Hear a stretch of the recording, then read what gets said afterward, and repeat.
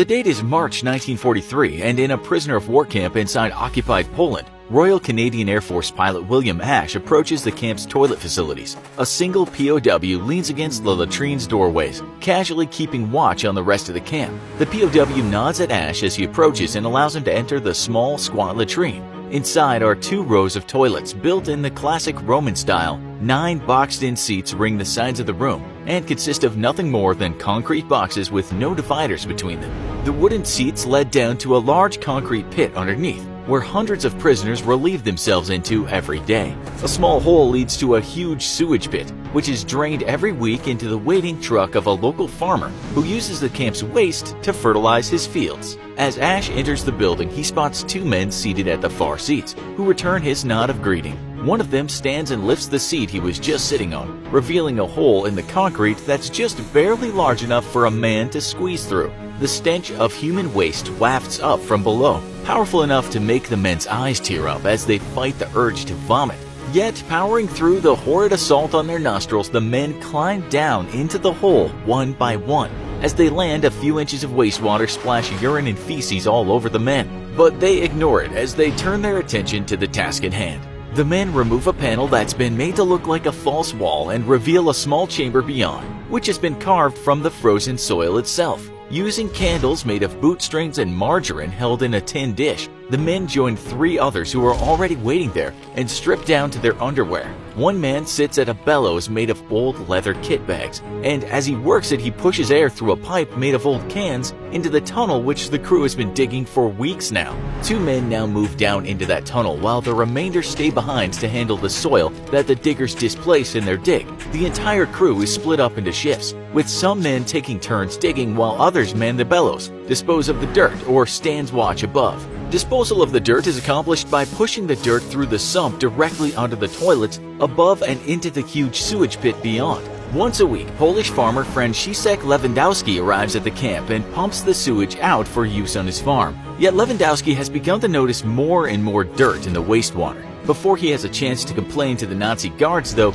another prisoner, Józef Birks, a young Czechoslovakian, informs Lewandowski of the escape plan. The Polish farmer is no fan of the Nazis, especially after their invasion and occupation of his home, and keeps the plan a secret, doing his part to aid the would-be escapees by dutifully carting away the soil. As the digging team finishes its work for the day, the 3rd team enters the tunnel and begins the job of shoring up the tunnel walls and ceiling. The tunneling work, carried out with nothing more than cut-out aluminum cans, is dangerous work, and the tunnel is under constant threat of collapse. Each day that the tunnel extends further and deeper, the men require just a little bit more courage to enter the dark tunnel, not knowing if that's the day the tunnel will collapse and trap them with little or no hope of rescue. It's the job of the 3rd team then to enter and shore up the sides and ceiling as best they can, using wooden boards taken from their barracks and even the bed frames themselves. The boards make for a rudimentary shoring but help add a little bit of safety to the entire endeavor as they shore up the freshly dug length of tunnel. The men also extend the air pipe, which brings in oxygen to the tunneling crew.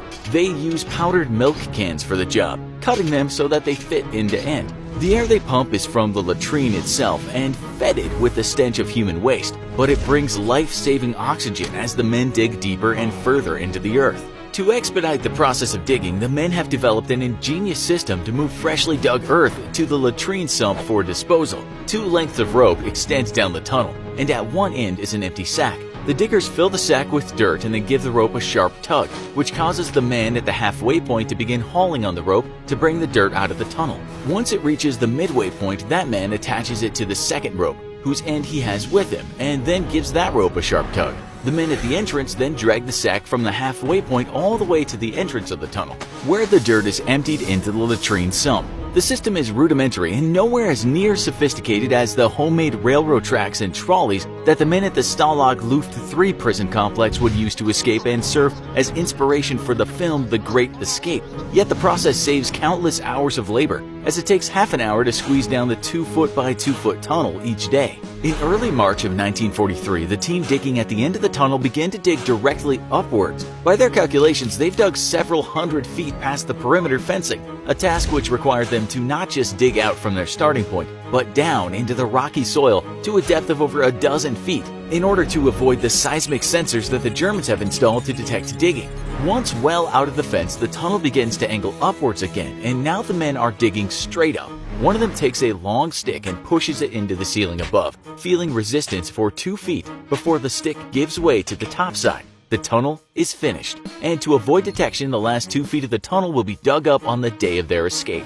Now the men prepare for their breakout. While the dig teams were working for weeks on the tunnel, Birsk, the young Czech, has been helping secure fake papers for the escapees. To do this, he managed to talk his way into being part of a detail that's taken every week under guard to a produce store in town. There, the prisoner detail buys a few luxuries for the POWs, such as chocolate, cigarettes, and the sorts. They pay for this from the meager wages paid to them by the German government under its obligations to pay POWs for their labor via the Geneva Convention. At the store, a young Polish girl, Stefania Maludzenska, works behind the counter, and it isn't long before she's swooning at Birk's charms. She's been helping to smuggle letters to Birk's family members for months, but now the escapees need her help in far more dangerous work. Stefania has friends who work at town hall, and she has them steal official German forms that will serve as a template for the forged identity papers needed by the escapees. Their identity papers will ID the escapees as Polish citizens after their escape, allowing them to bypass security checkpoints and hide their identities as POWs. Yet, for the papers to look legitimate, there's one more thing that's needed: a photograph of each of the escapees to adorn their fake papers. To get these photographs, Stefania takes the biggest risk of her life and helps secure a small camera and film from a Polish laborer who used to be a teacher before the German invasion. Now he's forced to do hard labor and work rebuilding the same roads the Germans themselves bombed in the invasion. And helping the prisoners escape will be his small measure of revenge against the Nazis. The camera and the film is smuggled into camp via a 17-year-old boy who routinely brings a shipment of the prisoners' daily allowance of bread, all hidden safely amongst the loaves. After the prisoners take their photos, the film is then smuggled out through the same young teenage boy who develops the photos himself in a makeshift photo lab inside his parents' tiny apartment. All of these brave Polish civilians assisting the escapees are taking huge risks, and discovery of their involvement would certainly lead to a quick execution. The date for the breakout is set to be March 5th, as those amongst the prisoners with meteorological knowledge estimate that this will be the next moonless night. In order to have the best chance of escape, the men must move under the cover of deepest darkness, and with no moon in the sky, they stand a good chance of being unseen by the perimeter sentries. The men decide that immediately after 5 p.m. roll call, a group of them will head straight to the tunnel and wall themselves in until after lockup at 9 p.m., when the rest of the group will sneak out of their bunks and make their way to the tunnel. A mathematician amongst them calculates that the tunnel will be able to support up to 33 men for 6 hours before the oxygen runs out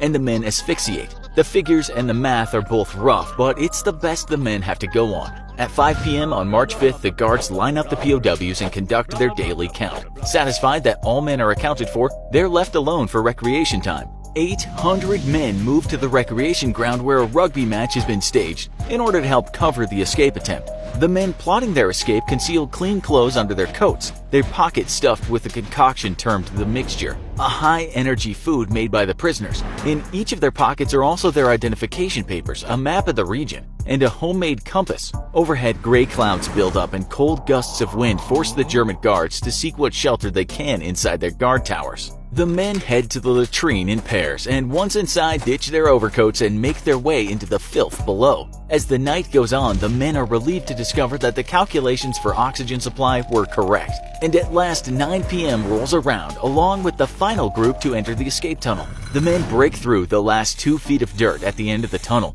and crawl out into freedom. Grateful to leave the smelly, stinking tunnel behind at last, the men break up into groups and head in different directions so as not to draw attention to themselves, posing as travelers. Unfortunately, within the end of the week, all 36 escapees would be recaptured by the Germans, with many sent off to new prison camps. Though the escape ultimately failed, it proved to be one of the most daring and smelliest escapes of World War II, inspiring many heroic attempts by other Allied soldiers throughout the rest of the conflict. Think you could have stomached digging through a giant sewer to get to safety? Let us know in the comments, and as always, if you enjoyed this video, don't forget to like, share, and subscribe for more great content.